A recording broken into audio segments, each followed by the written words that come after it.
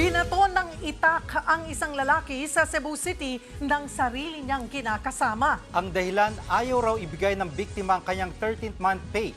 Nasa frontline balitang yan si John Aroa, exclusive. Mula pisngi hanggang baba, ang hiwa ng 36 anyos na si Alvin Codera sa Cebu City. Ang sugat na yan, tinamo niya matapos silang magtalo ng kanyang kinakasama. Ayon kay Codera, nagtalo sila ng live-in partner na si Nina Pritos sa kanilang bahay noong Biyernes ng gabi. Ang dahilan, hindi na ibigay na 13-month pay ng biktima. Sa galit daw ng kinakasama ni Codera, hinagis daw nito ang itak at tumama sa mukha niya. Sa laki ng sugat, umabot sa 12 ang tahi sa mukha ng biktima. Nagalit siya kasi pislip daw.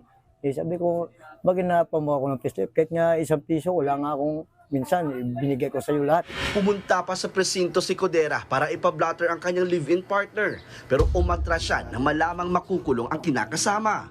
Paliwanag naman ni Pritos na puno na siya sa asawang lulong sa sugal.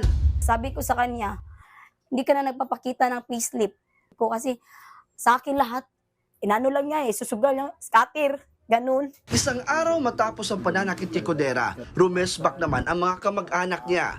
Kinuyog nila si Pritos kaya nagkaroon siya ng kalmot sa muka at bukol sa ulo. Pumagitna na ang barangay sa away ng dalawa, pero wala na silang planong magsampa ng reklamo laban sa isa't isa.